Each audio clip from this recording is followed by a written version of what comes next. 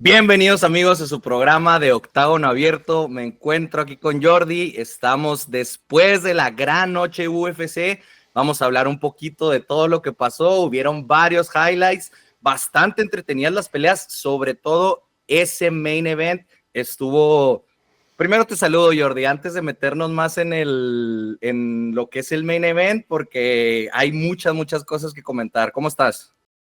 ¿Qué tal, Adriel? ¿Cómo estás? Un placer volver a estar aquí contigo en Vamos Fight para comentar este gran evento. Ya hicimos la previa, una gran previa que todos la tienen disponible en el canal y hoy venimos con todo el post, ¿no? Con qué va a pasar ahora después de este gran evento. Que primero de todo te quería preguntar, Adriel, después de todas las críticas, que había gente que le gustaba, que no. ¿A ti qué te pareció? ¿Saliste satisfecho de Noche UFC? ¿Te gustó el evento? Yo salí muy satisfecho y sobre todo creo que siempre es muy importante cerrar fuerte en los eventos, como que a veces empiezan, hay muy buenas peleas, pero si el main event, el co-main event, por ahí la cartelera estelar no está tan buena, como que se te queda ese mal sabor de boca. Y aquí fue totalmente lo contrario, o sea, como que el co-main event fue increíble, el main event fue increíble, entonces yo creo que la mayoría sí nos quedamos con ese buen sabor de boca. No sé cómo te quedaste tú después de terminarlo. Yo estoy de acuerdo contigo, creo que fue una cartera espectacular y como tú bien dices, ese Diego López Jan Silva fue el punchline final que necesitaba Noche UFC para acabar por todo lo alto, ¿no? Y cumplir con las expectativas y cumplir con el hype. Y sin más dilación, creo que podemos hablar de la que ha sido una de las peleas del año. Diego López debe estar contento, doble bono, pelea de la noche y actuación de la noche para el brasileño, que consiguió una victoria espectacular, aunque para muchos sorprendente porque en el segundo asalto parecía que John Cena iba a remontar y finalmente Diego López parece que está de moda lo de pegar caos giratorios, se lleva la victoria con ese codo. Otro codazo giratorio, es verdad. Vi que comentó Aljamain Sterling, ya ves que tiró un codazo giratorio contra Brian Ortega y que se lesionó y que le fue súper mal. Y digo, nada más a mí no me salen los codazos giratorios. Sí, pues el knockout definitivamente fue increíble, pero yo creo que hay que meternos a desmenuzarlo más y vámonos desde el principio. Me pareció muy interesante, hablando justo de antes de empezar la pelea, en el choque de guantes, no sé si te fijaste que Jan Silva le dice a Diego, oye, chocamos guantes, y Diego López, ¿qué le dice? Le dice, pero solo uno, una vez, y creo que eso se me hizo muy importante para la pelea, porque tú sabes cómo es Jan Silva y que ya ese es parte de su estilo, parte de lo que hace, parte de la esencia de Jan Silva, que es eso de estar jugando con sus oponentes y les levanta las dos manos, siempre les quiere dar los puños y los incomoda. ¿No te has fijado? Se veía incomodísimo de 155 libras, ¿cómo se llama? Que siempre los tiene así como muy incómodos con el, de repente te saludo y sonrío y abro las manos y entonces como que a todos les incomoda de tratar de dar un golpe cuando tiene la guardia baja, cuando no trae guardia. Y ahí me gustó que Diego López le dijo Drew desde el Dober. principio, sí, a Drew Dober, perdón. A Drew Dober lo tenía incomodísimo y Drew Dober no sabía si darle la mano o si, pues, y quiere abrazar y quiere hacer todo eso. Entonces, me gustó ese gesto de Diego López que le dijo, uno, solo uno. Y de ahí en más, Jan Silva hizo otro par de intentos, ya sabes cómo le gusta, y Diego López no lo peló. Es que no es lo habitual encontrarte con un luchador, con un oponente que esté intentando jugar ese tipo de juegos, porque ya no es que sean juegos mentales, es que parecen juegos directamente, como que te quiere dar un abrazo, luego te quiere dar la Sí. mano, luego te sonríe, luego te habla, y como que intenta medio desconcentrarte, porque él realmente luego quiere arrancarte la cabeza. Y como tú te Claro, claro. confíes, entonces parece como una media mala jugada, ¿no? Y Diego López es alguien que se caracteriza por que es una persona que se concentra y hace el clic y está en modo pelea. Es una persona que es muy amable fuera del octágono, que cae muy bien, pero se nota que hace el switch, se le ve en la mirada. Y como tú bien Sí. dices, él quiso dejar claro desde el primer momento que él no venía a jugar. Y lo Ujú. demostró que no vino a jugar. Yo incluso pensé que en ese primer asalto ya iba a acabar el combate. Me Sí, encantó lo inteligente que fue. John Silva se arriesgó mucho con esa patada en giro. Creo sí. que teniendo en cuenta, yo soy una persona, no sé si estás de acuerdo conmigo, Adriel, que las patadas en giro en MMA son muy arriesgadas para el profit que puedes sacar de ellas. Sí, evidentemente, Ajá. hay luchadores como Edson Barbosa que la tienen tan automatizada y tan bonita que pueden sacar un KO desde cualquier ángulo, pero normalmente un resbalón o cuando el peleador corta la distancia, como pasó en este caso, estás regalando el body lock, estás regalando una posición muy ventajosa y Diego López la supo aprovechar muy bien. ¿Cómo viste tú el desempeño de Diego en ese primer asalto?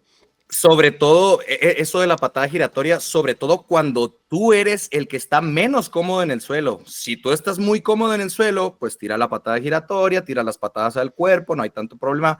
Pero claro, y volví a ver la pelea y se ve perfecto. ¿Recuerdas ese derribo? Obviamente me recordó al de Alexa Grasso a Valentina Shevchenko, que Valentina fue exactamente una calca, o sea, patada giratoria, y los de Lobo Gym ya la habían estudiado, dijo, en cuanto veas que así está, en cuanto sientas que está girando, te vas a lanzar.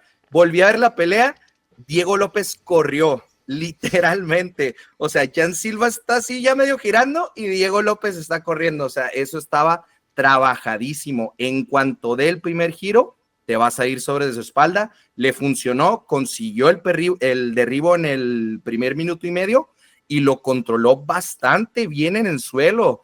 ¿Sabes? Algo a mí que me llamó la atención, cuando ya Diego lo logra voltear y lo monta, una montura muy alta, ¿verdad? Normalmente pues están a lo mejor cadera con cadera, pero Diego López inteligentemente se empezó a subir, se empezó a arrastrar hacia arriba, una montura muy alta, y Jan Silva no entendía que abrazando a Diego y pegando su cabeza de su cuerpo, iba a ser dañado Diego, porque Diego pone la mano en la lona, tiene base, y Diego empezó a tirar codos, y desde el primero que conectó fue el de empezó a correr la sangre. ¿Cómo viste todos esos codazos? Me pareció impresionante y tenemos que destacar la importancia de que ahora ya sea legal emplear el codo 12-6, porque fue el Sí. arma principal de Diego en ese Ground and Pound, es muy lesivo y ya digo, la cabeza de John Silva parecía que había estado enfrentándose a una manada de avispas, ¿no? En vez de a un peleador, todo acabó lleno de picotazos, sangre por todos lados. Muy Sí. agresivo y muy buen detalle el que comentas de la guardia alta. Yo soy un gran aficionado y practicante de Jiu-Jitsu y me Ujú. encantó, ¿no? Cómo subió tanto y además lo que también Subió. facilita son los intentos de sumisión. Sabemos que cuando estás tan arriba es más sencillo encajar un triángulo, buscar una barra de brazo y Diego López amenazaba constantemente. Yo tenía muy claro que John Silva estaba una situación muy complicada porque no podía relajarse pensando que solo iba a recibir golpes. En cualquier momento Diego López podía transicionar a un ámbar, a un triángulo desde la montada, mil cosas, ¿no? Se lo puso muy complicado y le hizo sufrir. Finalmente sobrevivió. Sorprendentemente, yo pensaba que la pelea iba a terminar ahí. Ahí No creía parecía, que iba sí. a recibir tanto castigo. Yo no sé si lo viste como yo, pero me sorprendió que fuese el segundo round. Sí, sí, de hecho, logró sobrevivir ahí. De hecho, precisamente se escapa en un intento de Diego como que de meter un triángulo, y Jan Silva se logra escapar, se pone de pie y ya pues finaliza el asalto. Obviamente, Diego con muchísimo dominio, pero el segundo, Jan Silva salió, eh, pues ahora sí que ya sin tirar patadas giratorias y entendiendo dónde él podía ser más exitoso en la pelea, porque empezó a tener bastante éxito. No sé cómo lo viste tú, yo hasta dije, a lo mejor Jan Silva le puede dar la vuelta a la pelea. Yo, de hecho, si te soy honesto, yo pensaba que se la llevaba. Además, estaba muy contento porque en el último programa dije que John Silva ganaba por KO en el segundo asalto. Y Entonces dije, tú, y dije, lo voy a cumplir, esto me va a hacer quedar genial y voy a poder llegar presumiendo al próximo Vamos Fight, pero sí, bueno, tuve mala suerte y se me giró la torta, ¿no? Como dicen.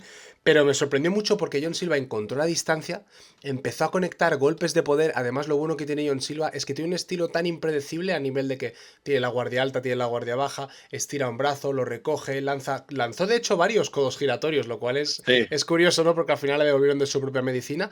Pero cuanto más tocado parecía que estaba Diego López, que de hecho, si vemos la reacción de Cayo Borrallo, que está en sus redes sociales, él estaba súper contento. En esos momentos que parecía que John Silva iba a finalizar la pelea y Cayo Borrallo estaba sonriendo, y de repente se le borró la sonrisa cuando Diego López sí. conectó ese codo. Es que precisamente yo creo que hubo un momento, no sé si lo recuerdas, Jan Silva, ay, no me acuerdo con qué conecta Diego, pero cuando se nota que lo puso muy mal, que Diego empezó a dar pasos para atrás como tambaleándose, y no sé, sentí que fue el típico de Jan Silva que mejor prefirió jugar con su presa en lugar de como tratar de finalizar más serio la pelea, más pues sí, más incisivo, más ya lo tengo, ya tengo que ir por él.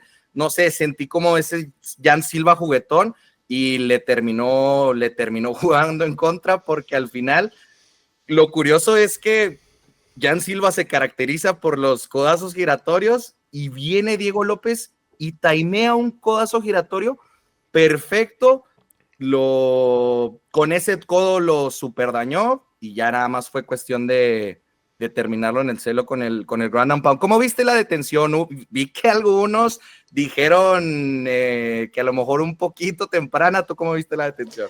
Para mí no fue temprana y el hecho que a mí me hace determinar que no lo fue cuando recibe el codazo giratorio y Jan Silva cae.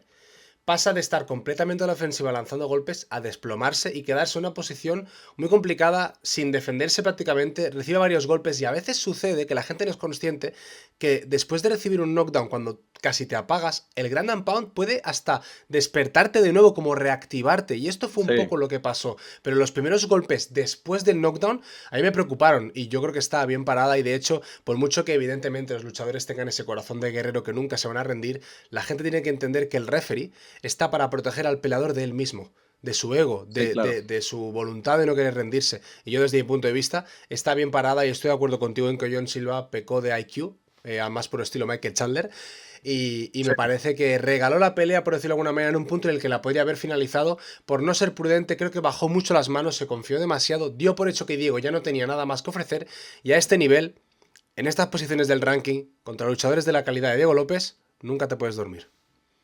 Así es. Yo digo lo mismo, detención perfecta, buena. Tampoco diría que tardía. Creo que el referee le dio oportunidad, le dio oportunidad, le dio oportunidad. Jan Silva no se estaba defendiendo inteligentemente. Se terminó la pelea. Diego López, oye, y ese final de Diego López yendo a la esquina de Jan Silva, como a encararse, como que tenía un problema con uno de los coaches de Jan Silva. A él toda la semana lo ha traído atravesado a él. Entonces, cuando noqueó a Jan Silva, fue a decirle, no sé qué le habrá dicho, no sé qué tanto le estaba gritando, pero como que traía ese coraje y le dijo, a ver, ahora sí que, ¿qué pasó? Hubo mucha tensión en general durante la Fight Week, incluso creo que Diego estaba más tenso que Jan Silva. Vimos algunos momentos en los que parecía que Diego López estaba siempre dispuesto como a encararse con ellos, ¿no? Se veía algo un Sí, poco personal y yo creo que cuando ganó sintió esa liberación de decir, ¿y ahora qué? Ahora toda la sí. plática y todo lo que estáis diciendo, ¿dónde queda? Ahora que el que gana soy yo, ¿no? Y luego ya vemos que John Silva, que aún estaba mareado, para los que se quejen del stoppage, se levantó tarde y cuando se dio cuenta le empujó, le dio como una especie de colleja en la nuca. Pues como que sí le tiró ahí medio, lo bueno que no le da, pues no le da bien, como Diego López estaba un poco lejos, pero oye, ese pudo haber sido bastante preocupante si Jan Silva Sí. hubiera estado en rango y menos mareado, que sí hubiera conectado un golpe, cuidado con lo que le pudiera haber hecho UFC. ¿Crees que hay algún tipo de sanción por cómo pasó lo que pasó? Yo creo que quizá no, porque fue como muy deprisa, fue todo muy pim pam, discusión, esquina, empujón, y como que quedó un poco así por lo que tú comentas. El golpe no fue a más, no fue un golpe grave, pero yo sí Sí, que soy partidario de que la UFC empiece a penalizar este tipo de comportamientos por dos razones. Primero, por la seguridad de los peladores y la integridad física de toda la gente que está en la jaula, y segundo, por imagen. Creo que claro. nosotros, la gente que amamos el deporte, los propios luchadores, necesitamos quitar el estigma que hay sobre los deportes de contacto, de que si la violencia, de gente que no entiende de modales, de valores, y tenemos que empezar a dejar la violencia para el octágono cuando toca, no para después. Creo que queda una imagen fea, ¿no? Y te queda un sabor agridulce cuando ves ese tipo de cosas, entonces a mí me gustaría que sí que lo penalizasen. Yo creo que se disfrazó ahí entre que la cámara no estaba cerca y como que no le alcanzó a dar y entonces no sé si haya alguna penalización, incluso hasta por parte de la comisión, pero digo, afortunadamente Silva estaba como mareado y no le alcanza a dar, entonces lo bueno que se quedó ahí. Vámonos, ¿qué te parece? No sé si tengas algo más que comentar, pero está el co-main event que también te digo, o sea, como que fue el perfecto co-main event para terminar ese main event. ¿Cómo viste tú a David Martínez contra Rob Font en esta gran oportunidad que le dieron de competir ya contra un rankeado en su segunda pelea de UFC al nivel que se puso David Martínez? ¿Cómo lo viste? Hay que decir que David aprovechó la oportunidad como nadie, mejor imposible, una oportunidad que le llegó de regalo después de la caída de Raúl Rosas. Rob Font acepta la pelea y me acordé de ti durante la pelea, que dijiste Rob Font nos va a jugar la fiesta y durante el primer asalto así lo pensé. Rob Font salió Sí. muy bien con ese boxeo que le caracteriza, conectando los golpes más importantes, pero David Martínez arrancó como un coche diésel, poco a poco fue madurando y me encantó sobre todo cómo terminó la pelea a punto de finalizarle con ese ground and pound, consiguió un knockdown y creo que fue una pelea que quizá podría haber sido, si la analizas fríamente, técnicamente hasta un empate, pero la manera en cómo David fue increciendo y terminó con contundencia, Sí. creo que fue una de las claves para llevarse la victoria y como tú dices, pues ganar esta pelea, una gran oportunidad que ya le pone dentro de ese top 10 o cerquita. Sí, tienes un muy buen punto ahí porque en retrospectiva, como que te quedaste con la sensación de que David Martínez le dio una paliza, pero si a lo mejor revisas round por round, a lo mejor no fue tanto, pero ese final, o sea, el final de David Martínez, cuando es que de hecho iba creciendo y se sentía más cómodo y más cómodo y más cómodo, como que dijo, mira, Rob Font, a pesar de que he rankeado el número 9, pero sí puedo, ¿no? O sea, sí estoy en este nivel, ya estoy en un nivel de un rankeado de UFC, se fue sintiendo más cómodo, incluso cambió la guardia, o sea, estaba en guardia no ortodoxa, a lo mejor tratando de eliminar esa arma del jab de Rob Font, ya sabes, y terminó en ortodoxo, o sea, ya después, como que se sintió agarró confianza, sí puedo, lo estoy dañando, lo estoy lastimando, y ese final fueron como los últimos 30 segundos donde David Martínez, al muy estilo de Holloway, le decía, vente, o sea, nos plantamos y pum, pum, y sí se plantaron los dos, y David Martínez sacó la mejor parte, y ahí hasta knockdown, ground and pound y todo. Entonces, sí, con ese final, sí es como, ay, David Martínez ganó la pelea, ¿sí me explico? O sea, yo estoy de acuerdo con la decisión, o sea, así como Sí. terminó la pelea, yo creo que David Martínez la ganó, y también son las formas, sabemos que en este deporte son muy importantes las formas, a lo mejor si David Martínez hubiera ganado con point fighting o de alguna forma, no sé, más aburrida, tenía una oportunidad también de mostrarse al público mainstream en una cartelera estelar de un evento importante como Noche UFC. A mí me pareció que lo hizo increíble, pero aquí sí, yo te quiero preguntar, tengo como no sé si una especie de duda. No me gusta que David Martínez sea rankeado, pero no me gusta que ya se le aceleró el proceso demasiado y me hubiera gustado verlo con un grappler fuera de los rankings a ver cómo funcionaba, ¿verdad? Sabemos que su kickboxing es nivel élite, ya lo vimos competir contra, por ejemplo, alguien como Rob Font, o sea, ya sabemos que su striking está a nivel de los mejores del mundo, pero me hubiera gustado verlo con un grappler fuera de los rankings. ¿Qué piensas tú de ahí este acelerón de David Martínez? ¿Qué va a pasar con él? ¿Lo veremos contra un grappler? ¿Cómo ves tú eso? Yo estoy totalmente de acuerdo contigo en que a veces hay victorias que se disfrazan de éxito pero luego traen problemas, ¿no? A veces la UFC cuando hace este tipo de cruces que pueden catapultar a uno de los dos peleadores, como tú dices, eso implica que saltarás muchos puestos, avanzarás rápido, pero también vas a saltar procesos madurativos, que creo que es necesario en una compañía como la UFC. David Martínez tiene muy pocas peras en la compañía, es un striker como tú dices, y es muy importante dentro de las MMA, sobre todo en la mejor liga del mundo, demostrar que tienes esa habilidad para frenar los derribos, para enfrentarte a los mejores grapplers de la división.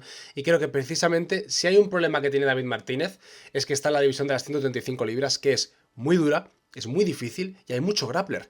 Tú imagínate que es que estoy mirando el ranking y tienes en el número 6 tienes ya a Davison Figueredo, tienes a Mario Bautista y tienes grandes luchadores como Peter Yan o Marlon Magomedov. Si ya miras hacia arriba, gente muy buena y es muy O muy difícil. completos todos también. Sí, efectivamente. Entonces, a mí todos los cruces que veo que están cerca del ranking que obtendrá, que seguramente sustituya a Rob Font y quede 9 o décimo, ya tienes cerca a Mario Bautista, Iman Zahami, Marlon Chito Vera, Davison Figueredo. Todos son grandes grapplers y pueden ser grandes problemas. Abajo del Henry Cejudo, Kyler Phillips, imagínate. Ay, no sé, o sea, sí estoy un poco nervioso por esa parte de que no sé si le podrán poner una pelea con alguien fuera del ranking, ya no tendría mucho sentido, no sé si lo hagan, pero a mí me hubiera encantado, o sea, a lo mejor que se fuera midiendo con grapplers y subiendo el nivel, ahorita pues como tú dices, o sea, se tiene que rankear en teoría y cuidado ahí con los grapplers que le van a tocar, a ver cómo está el grappling de David Martínez. Totalmente. Ojalá nos equivoquemos, Adriel, y no necesite más Ojalá, pruebas de fuego y vaya hacia arriba y le vaya genial y tengamos un nuevo contendiente. Y me hace ilusión que sea ojalá. un mexicano y que haya salido de este Noche UFC.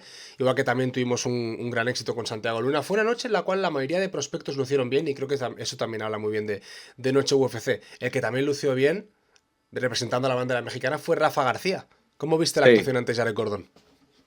muy bien, la verdad, a mí me sorprendió.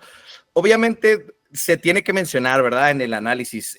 No sé si viste que Jared Gordon, ni modo, a veces pasa, que lo atropellaron, le pegó un carro, no sé qué le Sí. pasó, pero entró hasta pues con esa rodillera, parecía que estaba lesionado, pero de todos modos, él tomó la decisión de subirse. No, no descartemos que Rafa García tuviera molestias, también él se subió con alguna molestia, con lo que sea. Mira, se subieron los dos y de todos modos Rafa García lo hizo muy bien porque tampoco vi un Jared Gordon tan disminuido. O sea, ya Jared Gordon se veía bastante bien y Rafa García se vio mejor. Un gran triunfo también para otro mexicano. Ganaron todos los mexicanos, si no me equivoco. Ganaron todos los mexicanos. No Ganó sabía David si Mar todos, pero sé que la mayoría, o sea, todos. todos los mexicanos. Ganó David, ganó Rafa, ganó Kelvin, ganó Santiago Luna, ganó Alexander Hernández, ganó, bueno, pues Tatiana y México-Americana también. Ujú. Jesús Aguilar ganó y Montserrat. Todos los mexicanos ganaron. Cierto. Oye, No lo habíamos comentado, ¿eh? 100%. en las otras veladas casi siempre pasa que los mexicanos pues pierden varios, ¿verdad? Y a lo mejor te quedas con esa sensación de que no fue noche tan buena para los mexicanos, pero esta fue una increíble noche para los mexicanos. Pero ya hablando de increíbles noches, lo de Santiago Luna, yo creo que sí hay que ahondar Sí. un poquito en ese tema. O sea, 21 años, debut en súper corto aviso, no sé cuántos días habrá tenido Santiago Luna, súper jovencito de la edad de Raúl Rosas Jr., y la forma, o sea, knockout en el primer asalto a Bang Lee, que ya tiene experiencia de UFC, que es un buen peleador sólido, y Santiago Luna se supone que es más luchador, por lo que yo me puse a estudiarlo, lo veo un poquito más luchador. Me sorprendió con este knockout, significa que también tiene manos, y también me gustó cómo la reacción del público y cómo lo hizo bien Santiago, como el que en la entrevista, o sea, no sé, como que le vi carisma, lo vi emocionado, emocionó a la gente. Entonces lo hizo en una cartelera tan importante como Noche UFC, y entonces sentí que pudiéramos estar viendo el nacimiento de una posible estrella. Es muy temprano para decirlo, pero oye, llegar y noquear en el primer asalto a Quang Lee, a mí me pareció impresionante. Totalmente de acuerdo contigo, Adriel. Santiago Luna demostró que no es solo un luchador, ¿no? Al menos como apuntaba según lo que habíamos podido ver en otras peleas. Lució espectacular, consiguió una victoria por KO. Me gustó, presionó, salió fuerte con contundencia y da un golpe sobre la mesa, que sabemos que es muy importante. Una gran oportunidad y otro mexicano que no la desaprovechó. Así es. Te iba a preguntar qué más viste de la cartelera. Pues me gustó, a mí me gustó Jesús Aguilar. Estaba como que también bastante juguetón, ¿no? Así como muy confiado, pero no sé, mira, cuando ganas y haces eso, si te sale, te va todo bien, ¿no?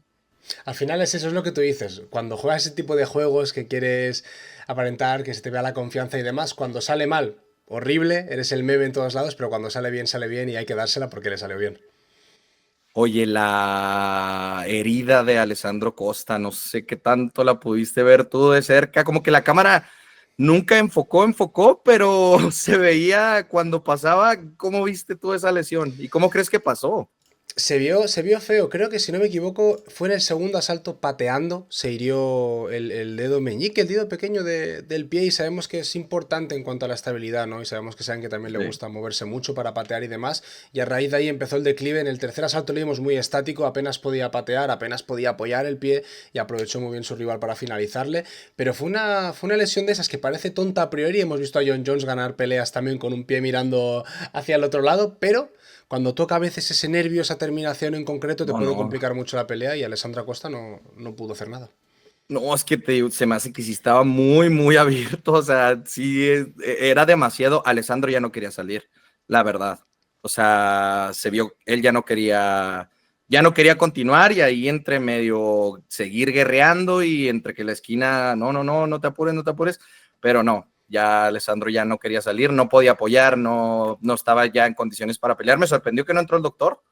pero bueno, pues así se dio y no sé si viste que tiraron la toalla, de hecho. No, no, mira, eso no me había dado cuenta, ni me fijé. Tiraron la toalla, su esquina, porque sí, o sea, ya estaba Alessandro así doblado, él no estaba haciendo nada, no respondiendo. Tiraron la toalla, el referee no la vio, o sea, el referee la paró por lo que él vio, pero me pareció como un detalle interesante que en Sí. MMA rarísima vez la esquina tira la toalla, nunca, aunque su peleador le estén dando una paliza, rarísima vez la esquina tira la toalla, entonces fue como un detalle que se me hizo interesante. Lo de Totalmente. Cedric Dumas, lo de Cedric Dumas Uf. que me comentabas afuera del aire, dime qué me dijiste. Claro, es que mucha gente quizá no lo sabe, pero Cedric Dumas se fue viral los días antes de la pelea porque colgó un screenshot de su cuenta bancaria con $13, diciendo que es que no tenía más dinero.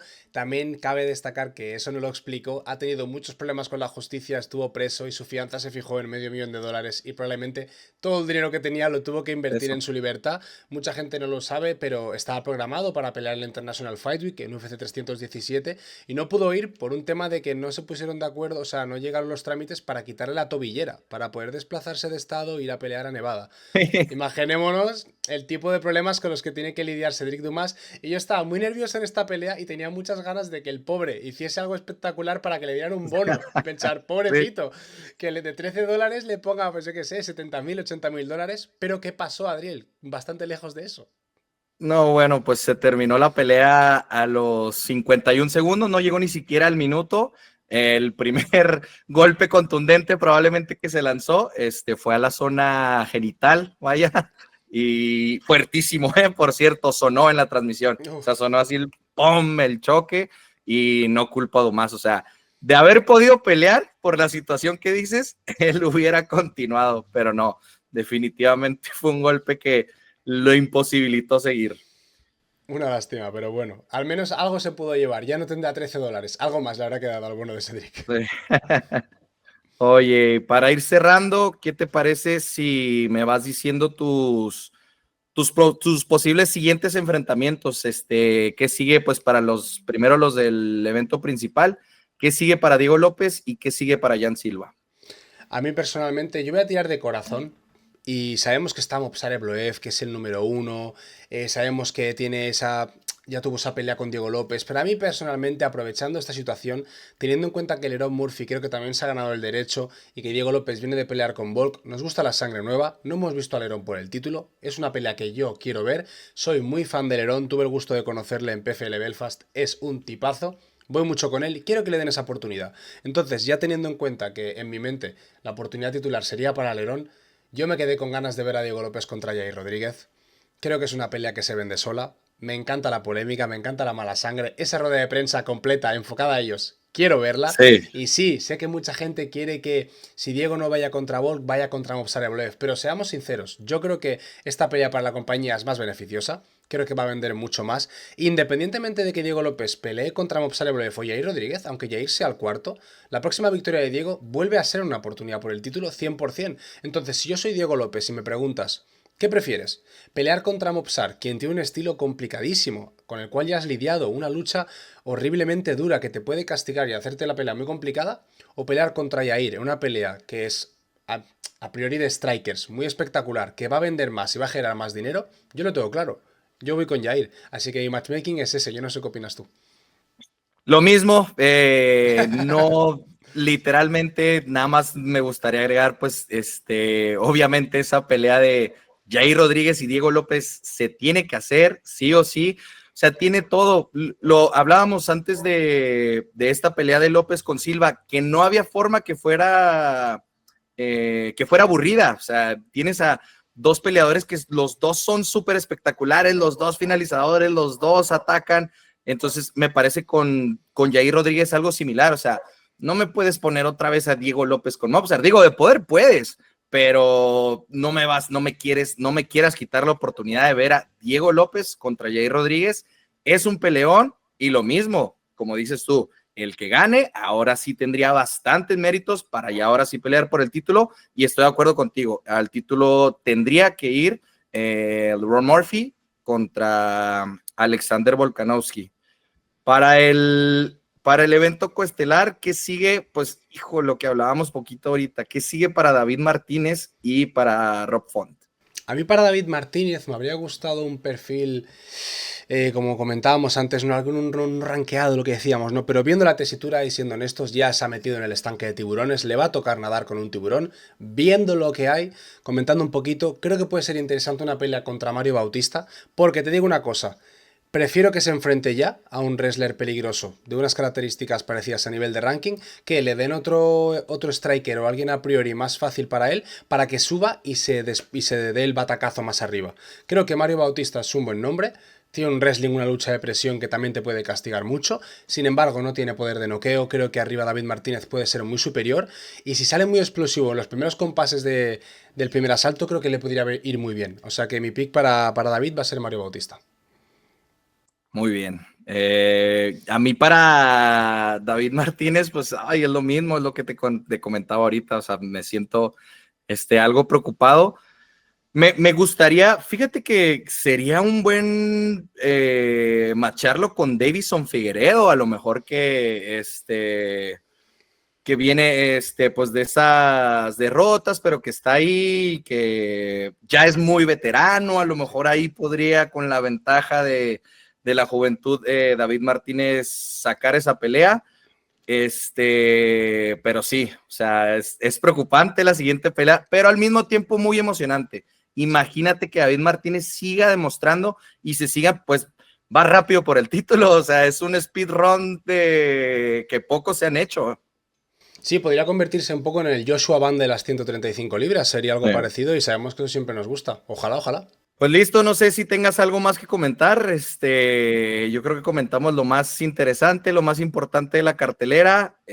Como dijimos al principio, me gustaron muchísimo las peleas. Si le quieren ustedes allá en casita meter más emoción a este tipo de carteleras, todavía más, ahí tenemos un enlace en la descripción del video. Es para un enlace de BetBoom, por si le quieren jugar Diego López, si querían jugar David Martínez. Si hubieran jugado que todos los mexicanos ganaban, fíjate, que hubiera ido increíble.